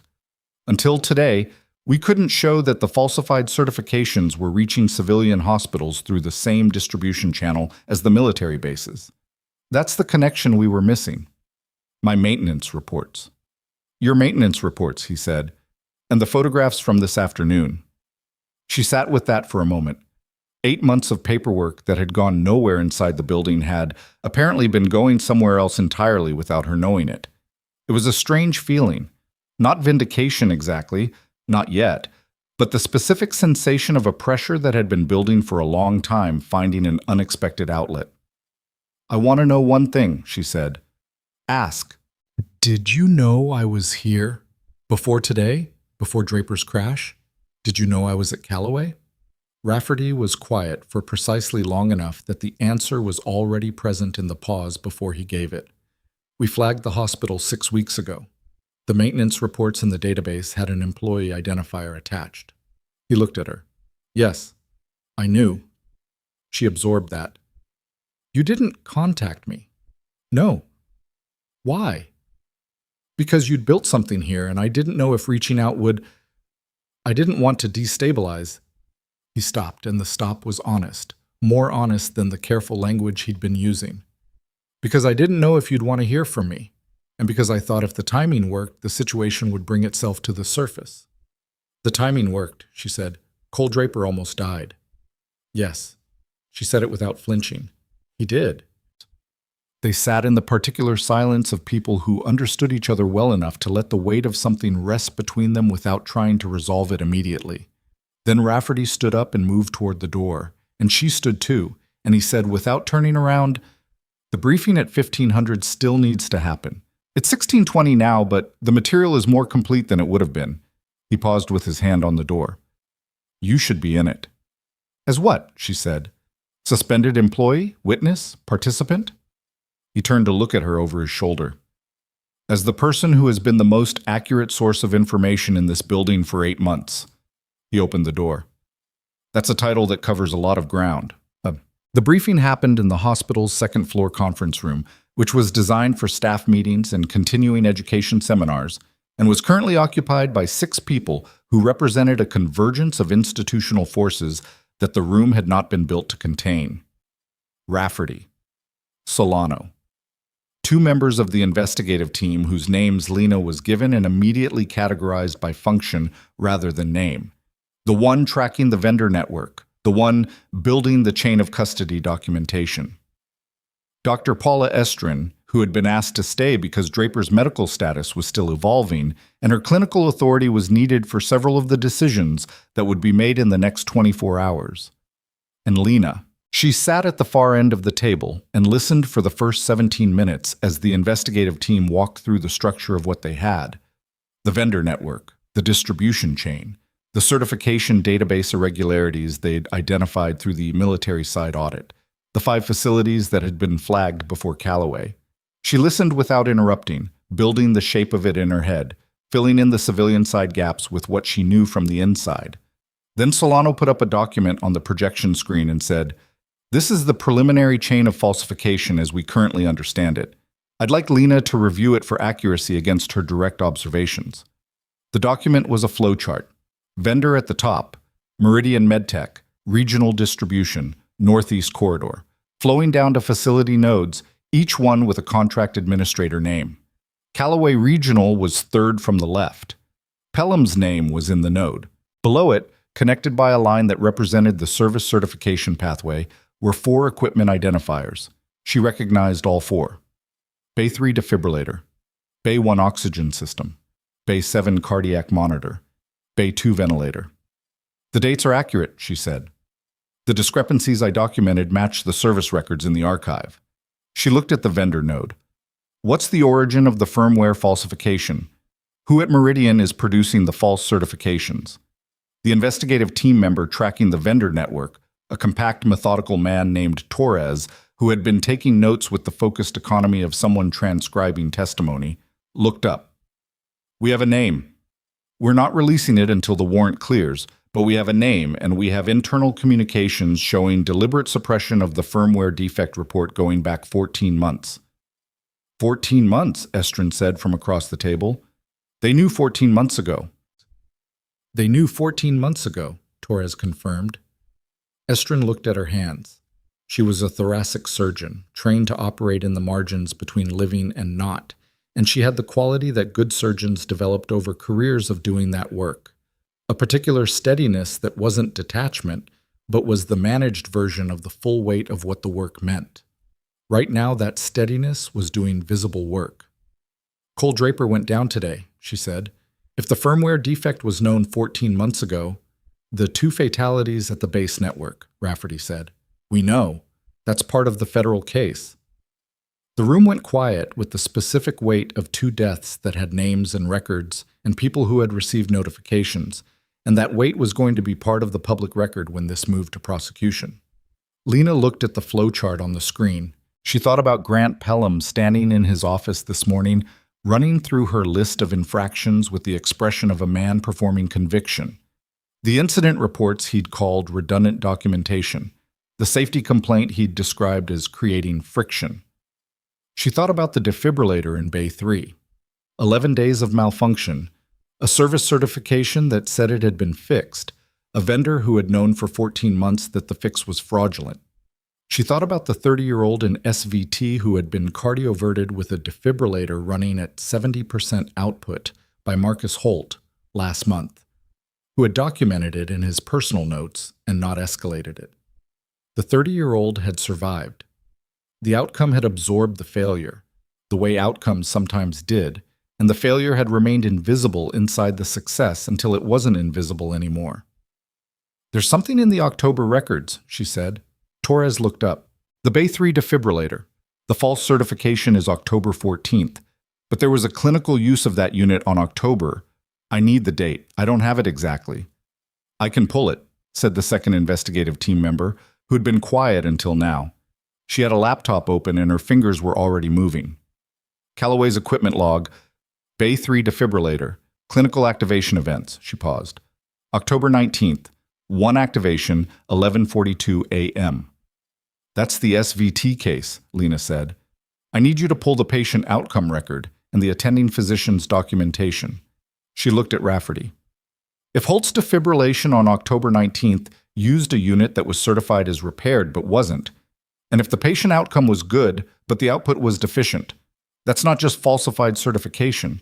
That's a clinical event that was directly affected by the falsification."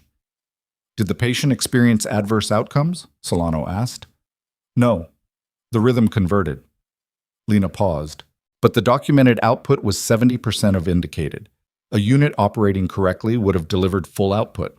The conversion was successful at reduced output, which was fortunate, but it shouldn't have been left to fortune," Solano said. "No." Lena looked at her. "It shouldn't." Torres had already written something on his legal pad. The investigative team member with the laptop was pulling documentation. The room had changed temperature in the way rooms change temperature when a piece of information arrived that reframed the sequence around it.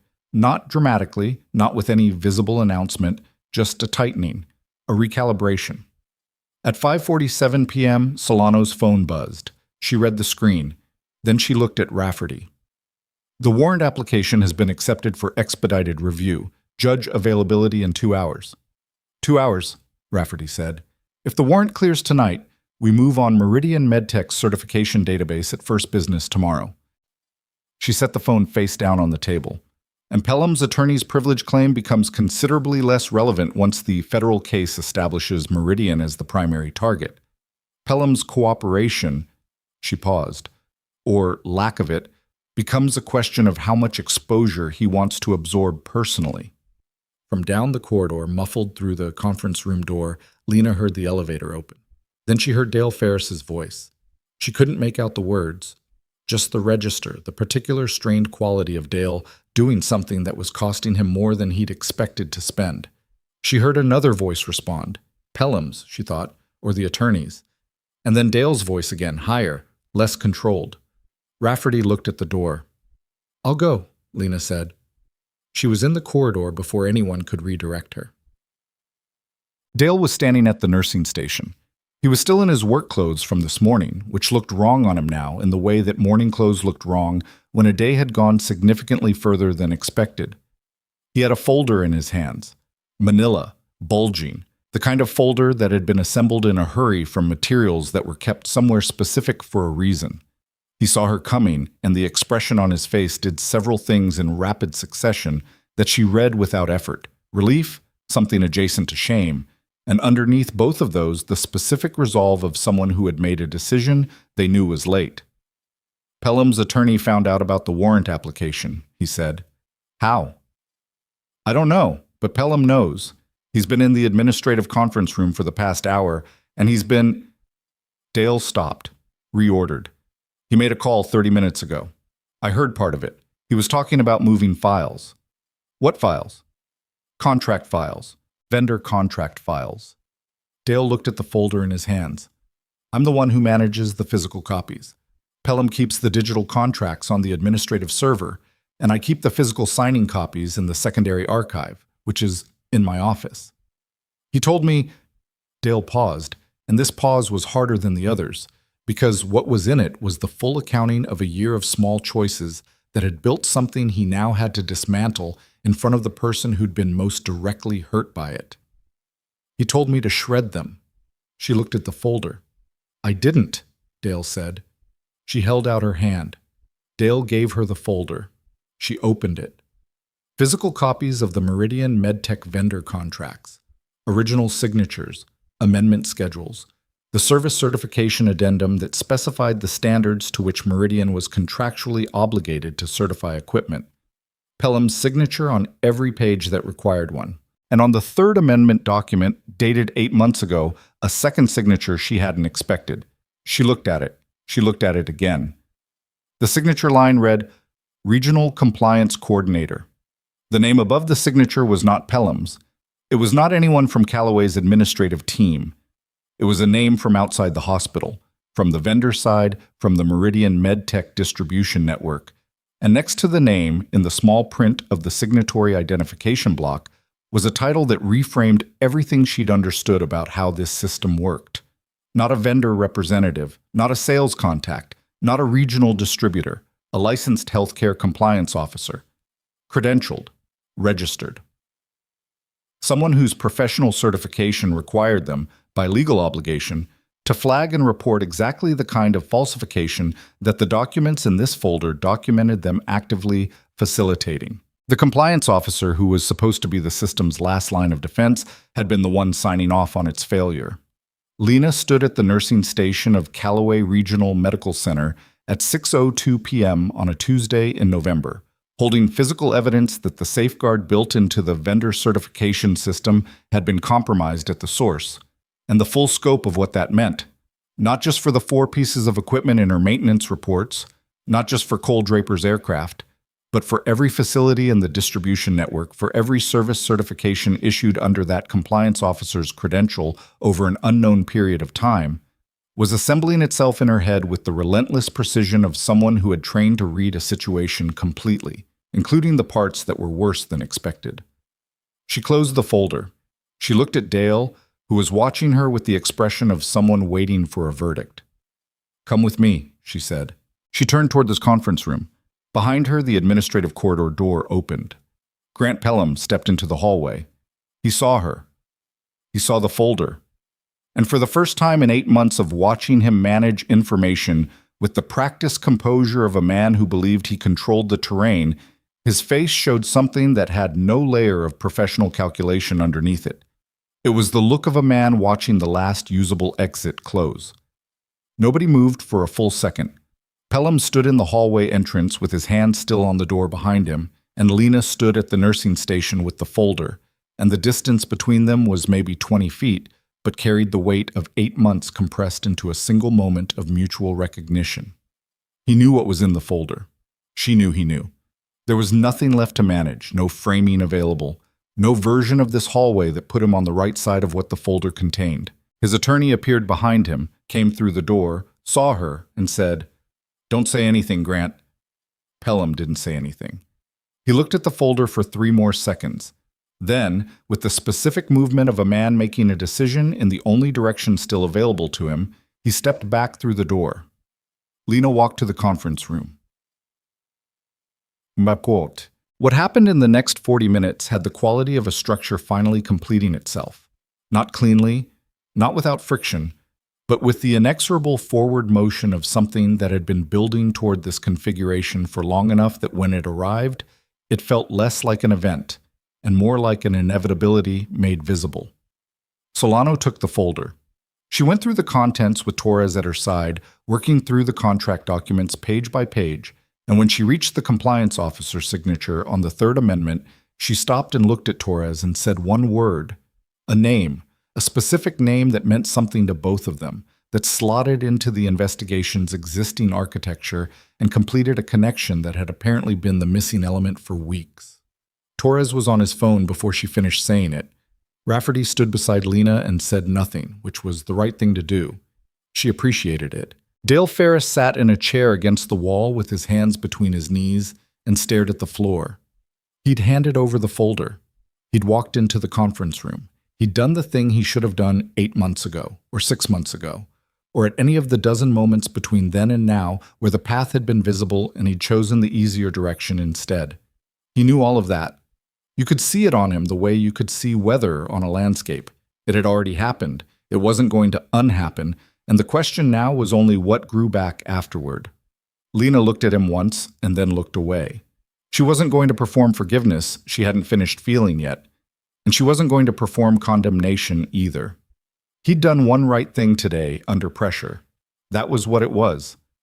At 6:44 p.m., Solano's phone buzzed again. She read the screen and looked at Rafferty. Warrant cleared. Torres closed his laptop.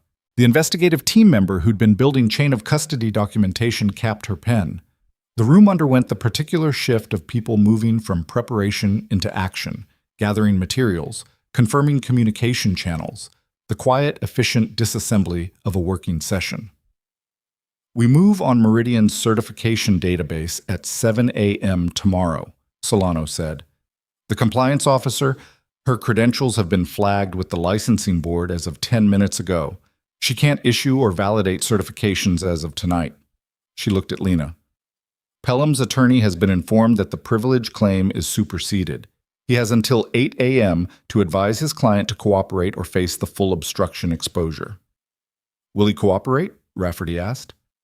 When his attorney shows him the compliance officer's signature next to his and explains what that means for his individual liability versus the liability he shares with her, Solano picked up her case. He'll cooperate by morning. Lena looked at the window.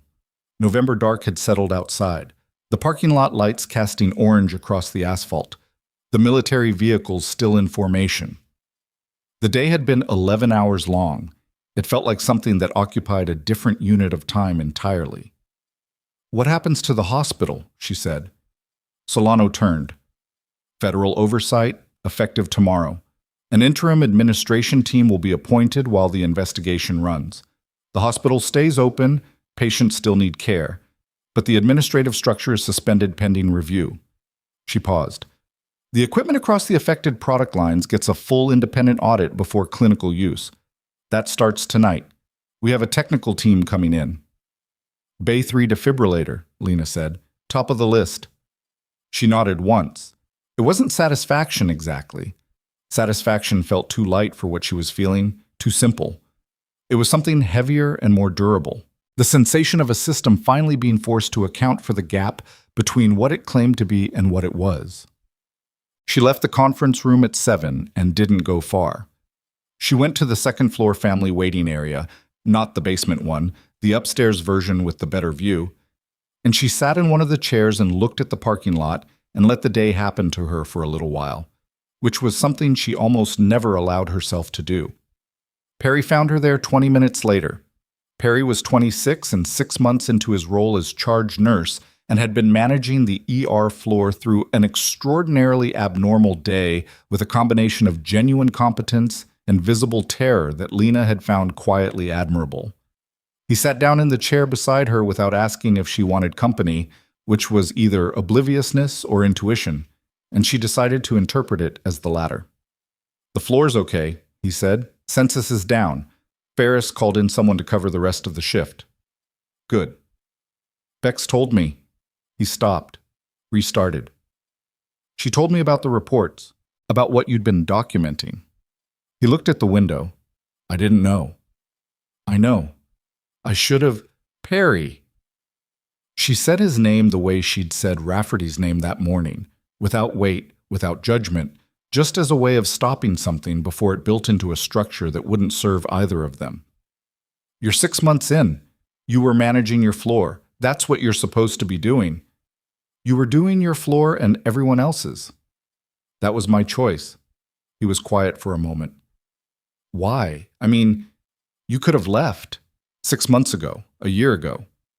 You could have filed a complaint with the state board and left. Why stay?" She thought about that. It was a genuine question and it deserved a genuine answer, which meant she had to find the actual one rather than the convenient version. Why had she stayed? Not because she was unaware of the exit, not because she hadn't considered it. She'd considered it with careful specificity more than once, sitting in this exact building in an earlier version of this exact exhaustion. "Because leaving would have confirmed what they said about me," she said eventually. "Not to them. I didn't care what they thought. To myself." She looked at the window. When someone tells you that you're the problem, that your standards are the problem, that your refusal to accept the way things are is the problem, if you leave, some part of you starts to believe it. Not all at once. Gradually. She paused. I'd worked too hard to let someone else's corruption become my self-doubt. Perry sat with that for a moment. He stopped. What? I was going to say that's really specific, but I think I know what you mean. He stood up. I'm going to go finish the shift. She nodded. He left, and she stayed in the chair for a few more minutes, and then she stood up too, because sitting still had never been something she did well.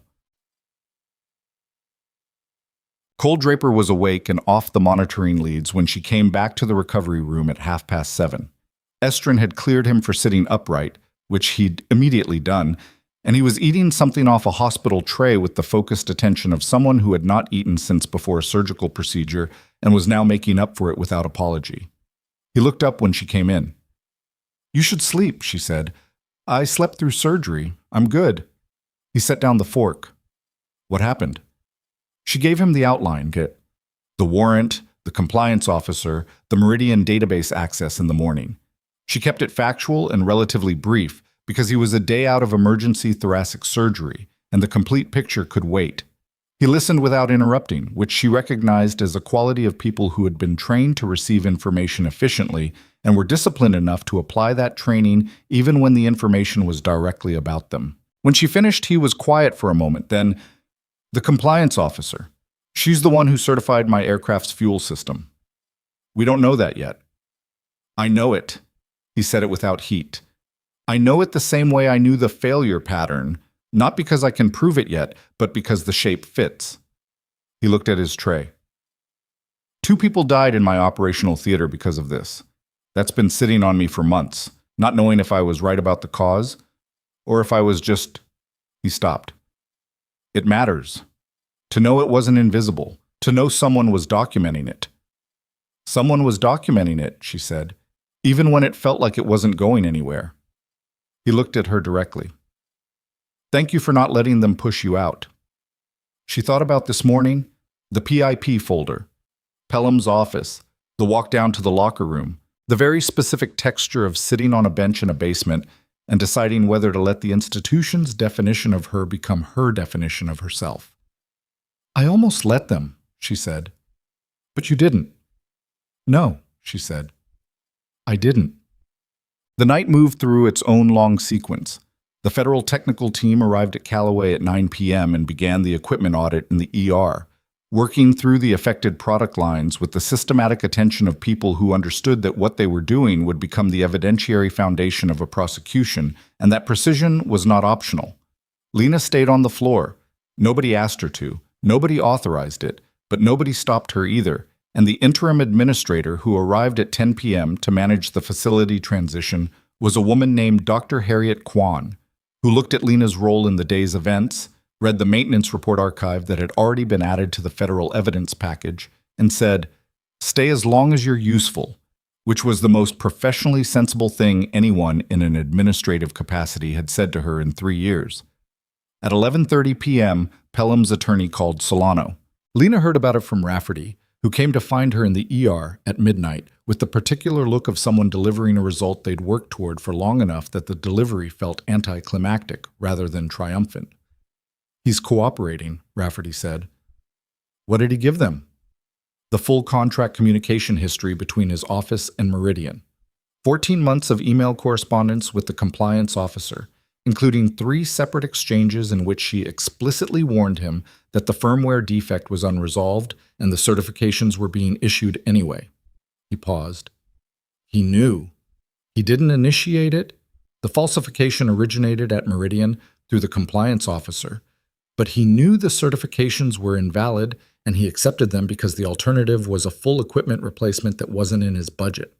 She absorbed this. It was worse than corner trimming, worse than negligence. It was a man who had been told directly that the safety guarantees he was relying on were false, and had chosen to rely on them anyway because the true cost of fixing the problem was inconvenient, and then had spent 8 months suppressing the documentation of a nurse who was independently discovering the same thing through direct observation, because her documentation made his choice visible. What does he face? She said. Federal fraud charges connected to the government contract network. The equipment Callaway supplied to mobile medical units runs under a federal procurement channel. State charges for falsifying safety compliance records. Civil exposure from patient harm claims, which is going to be extensive once the case goes public. Rafferty looked at her. His attorney is negotiating, but the cooperation doesn't erase the criminal exposure. It reduces it. He's still going to face consequences. Public consequences, she said. Very public. Federal prosecution is public record. His name is on every contract document. He paused. His professional license is being reviewed by the state health authority as of tonight. He's been removed from administrative authority effective immediately. She stood in the ER corridor of Callaway Regional Medical Center at midnight and let that settle. Not with joy. Joy felt wrong, too light, too clean for the specific complicated texture of what this was. What she felt was closer to the sensation of a long-held breath finally released. The kind of breath you'd stopped noticing you were holding because you'd been holding it so long, it had started to feel like the normal state of things. The morning came gray and cold, November doing its work on the city, and Callaway Regional opened for its Wednesday census with federal investigators on the second floor, a technical audit team in the equipment rooms, and an interim administration that was, by all early indications, more interested in the hospital's actual operational function than in managing the appearance of it. Lena went home at 2 a.m., slept 4 hours, and was back by 7. She was at the nursing station when Bex came in for the morning shift, and Bex stopped when she saw her and looked at the department around them. The federal team visible through the glass of the conference room, the evidence of the previous day's event still present in the particular alertness of the staff who'd been there for it, and then looked back at Lena. "You're still here," Bex said. "Where would I go?" Bex almost smiled. "You know what I mean? Dr. Kwan asked me to consult on the equipment audit this morning. After that," Lena paused. "After that, I don't know. One thing at a time." "One thing at a time," Bex repeated, like she was testing the weight of it. Then, "Perry said you stayed all night." "Most of it." The defibrillator in Bay 3 failed the audit. Failed it badly. The charge cycle has been running at 58% since at least August, which is what the technical team's logging shows. Beck said it with the specific controlled anger of someone who had been in that bay treating patients and trusting that equipment and was now recalibrating everything she thought she knew about the past several months. "August. We've been using it since August." "I know. That makes me—" Beck stopped. Angry isn't the right word. "No," Lena said. "It isn't." The right word was something without a clean single-word version. The feeling of discovering that the systems you'd been trusting to protect you and your patients had been undermined at the foundation, not by accident, not through neglect, but through a deliberate choice to value something other than the lives those systems existed to protect. It was the feeling of betrayal that ran all the way down to the structural level, which was the worst kind because there was no single face to put it on, no one conversation to point to. It was a choice that had been made in a contract amendment email 14 months ago and had propagated forward through certifications and service logs and silent administrators until it arrived in a trauma bay on a Tuesday morning in the form of a helicopter pilot who almost didn't make it. "You do the job anyway," Lena said. "You document what you see. You don't let them make their failure into your silence." Bex looked at her. "Is that what kept you here?" Lena thought about it honestly. "Partly," she said. "Partly it was just stubbornness." Bex did smile this time. Not a polished smile, not a professionally appropriate one. Just a real one, short and tired and genuine. Then she went to get her morning assignment, and Lena turned back to the nursing station. 3 weeks passed. The Meridian MedTech case went federal and went public in the same week, which meant it went everywhere at once. The falsified certifications, the unresolved firmware defect, the 14 months of documented suppression, the compliance officer whose credential had been the system's designated safeguard, and whose signature appeared on documents that proved she'd been the system's primary failure point. Her name and Pelham's were in the same federal filing, their culpability distinct but connected, The chain visible in the evidence the way chains always became visible when someone finally pulled the right thread. The compliance officer's professional license was revoked within 10 days of the warrant executing. She faced federal fraud charges alongside Meridian's regional director and two senior certifications managers whose internal communications had been the core of the evidentiary case. The criminal exposure was substantial, the civil exposure was larger, and the industry-wide review of vendor certification practices that the case triggered would take years to fully resolve. Pelham's cooperation reduced his criminal exposure from primary to accessory level, which his attorney presented as a victory, and which anyone with a clear view of the situation understood as the negotiated version of losing. His state charges included falsification of safety records, retaliation against protected employee reporting, and obstruction of a federal compliance investigation. The retaliation charges were specific and documented: 8 months of documented incidents, 4 suppressed maintenance reports, a formal personnel action filed against an employee on the same day she escalated safety concerns directly to administration. The documentation that Pelham had tried to weaponize against Lena became the documentation that established the retaliation case against him. He resigned from Callaway Regional's administration on the day the federal filing went public. His professional licenses were suspended pending the criminal proceedings.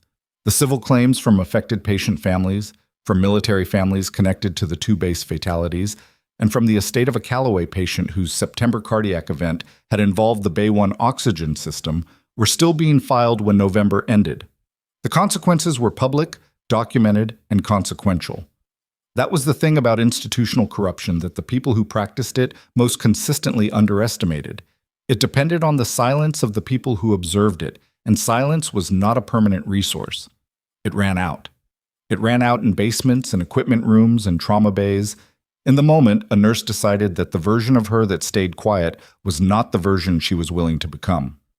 The ceremony was Rafferty's idea, which surprised her, and was held in the hospital's main conference room rather than the auditorium, which did not surprise her because she'd told him she wasn't standing in an auditorium in front of 100 people and he'd heard her. It was the second week of December. The hospital was under new permanent administration. A director named Whitmore, who had come out of a state health authority background and whose first action upon appointment had been to commission an independent operational review of every safety system in the building. The ER had new equipment across the affected product lines. The maintenance logs were under a third-party auditing system with direct state reporting authority. It wasn't perfect. Nothing institutional was ever perfect, but it was functional in the way it was supposed to be functional, and the gap between those two things was smaller than it had been. Lena stood in the back of the conference room while the setup happened, feeling faintly ridiculous, which was honest. She'd never been good at being the subject of something. She was better at being the person doing the thing than at standing still while other people described the thing she'd done. Rafferty caught her expression from across the room and made a gesture that she interpreted as "stop looking like you want to leave." She stayed where she was. Cole Draper was there, recovered enough to stand without visible effort, still moving with the careful deliberateness of someone whose ribs were making their opinions known, in uniform that he wore with the ease of someone who'd worn one for long enough that it no longer felt like clothing. He'd been cleared for limited duty the week before. She'd heard about it from Rafferty and felt something that she didn't entirely know the name for, a kind of quiet satisfaction, the specific variety that came not from what you'd been given, but from what you'd managed to keep from being taken. Marcus Holt was there. He'd submitted his October documentation to the federal investigators within an hour of their conversation in the medication room and had spent the following 3 weeks cooperating fully with the clinical review. She'd heard from Estrin that the process had been uncomfortable for him in the specific way of a talented person confronting the gap between their professional standards and a choice they'd made under institutional pressure. She didn't know yet what they were on the other side of that discomfort. She thought they were probably something like colleagues again, which was enough. Bex was there. Perry was there. The 2 residents from the trauma bay, who had subsequently given statements about the resuscitation that had been part of the federal case file, were there. Dale Ferris was not there, which was his choice and one she respected. He'd given his cooperation and he'd given the folder and he was working through the rest of it on his own time, which was his right. Dr. Kwan opened. She was brief and specific, which Lena appreciated. She outlined the operational significance of the maintenance documentation, the clinical significance of the trauma bay resuscitation, and the investigative significance of the equipment archive photographs without sentimentalizing any of it. It was an accurate account of a sequence of events, and accuracy had been in short supply around here for long enough that she appreciated it as a quality in itself. Rafferty spoke next. He talked about Draper's crash, about the investigation, about the way the civilian side documentation had connected to the military side investigation at the moment it needed to. He talked about what the case had established, the vendor network, the certifications, the 2 base fatalities whose cause was now officially documented. He said the names of those 2 service members. He said them clearly, without rushing, letting each one occupy its moment. The room was very quiet. Then he looked at Lena and said, "The person in this room who spent 8 months documenting what she saw, in a system specifically structured to make documentation feel pointless, did something that is harder than it sounds. She refused to let institutional resistance become personal evidence that she was wrong." He paused. She was right. She was right every time. And the record is going to show that.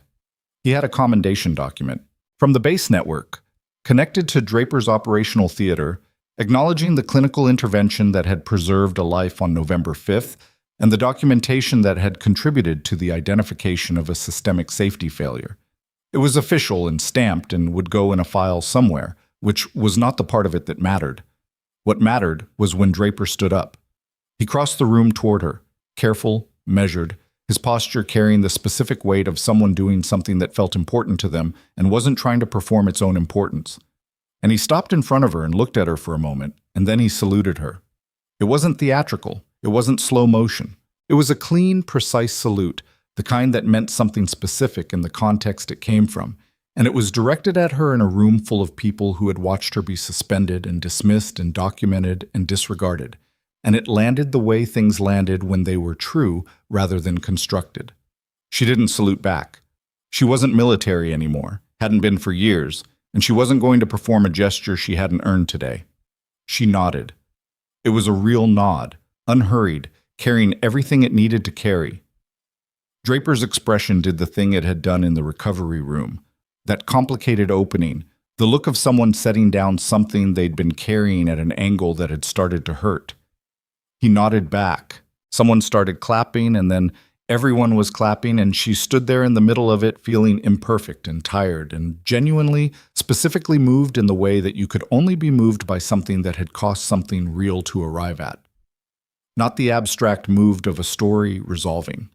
The actual kind that sat in your chest alongside all the parts of the story that hadn't been glorious. The locker room bench, the 4 identical maintenance reports, the nights she'd lain awake running the math on whether she was the problem, the long particular loneliness of being the person in the room who wouldn't stop seeing what everyone else had learned not to see. All of that was still in her. It didn't go away because the outcome had been good. It stayed, the way everything real stayed, and she stood in the middle of it and let the recognition happen without trying to make it into something cleaner than it was. Afterward, when the room had emptied to just Rafferty and the winter dark outside the windows, he stood beside her in the specific, comfortable silence they'd always been able to maintain and said, "Dr. Kwan wants to talk to you." "About what?" "She's building a safety systems advisory position, independent of administration, reporting directly to the State Oversight Board. Clinical background required, institutional knowledge preferred." He paused. "She asked me if I thought you'd be interested." Lena looked at the window. The parking lot was empty now, the military vehicles gone 3 weeks ago. Just the normal scatter of cars and a security light casting orange over the asphalt. "She could have asked me herself," she said. "She was going to. I got there first." He looked at her. "Are you interested?" She thought about it honestly, not the version of thinking about it that was already looking for the answer, the genuine version, the one that sat with the actual texture of what the job would be. Going back into the system, having access to the documentation channels that had been blocked for 8 months, having the authority to make the reporting mean something before it had to go federal, before anyone listened. The machinery of it was exhausting to contemplate. It would be imperfect and underfunded and politically complicated, and she would end up fighting the same fights in new configurations with new people who had new versions of the same reasons for not wanting to hear it. She knew herself well enough to know she'd take it anyway. "Tell her to come find me," she said. Rafferty nodded. He picked up his jacket from the back of the chair, and she got her bag, and they walked out of the conference room together and down the second-floor corridor toward the elevator. And the hospital moved around them the way hospitals moved, continuous, imperfect, alive with the specific imperfect aliveness of a place where people came when things went wrong and needed someone who would not look away. She pressed the elevator button. "Lena," Rafferty said. She looked at him. "For what it's worth," he said, "I'm glad you stayed." She thought about the right answer to that and decided the honest one was also the right one. "So am I," she said. The elevator opened. She walked in. The doors closed. Outside, the city moved through its December Tuesday, indifferent and continuous, populated by hospitals and systems and institutions, and all the people inside them who saw something wrong and had to decide, in the specific privacy of their own character, what kind of person they were going to be about it. Some of them chose silence. Some of them chose the easier direction. Some of them sat on a bench in a basement and ran the calculation and decided that the version of themselves that stayed quiet was not the version they were willing to become. The elevator reached the ground floor. Lena Voss walked out. The most dangerous person in any broken system is not the one with the most authority. It is the one who refuses to stop seeing clearly and refuses to let what they see become someone else's secret.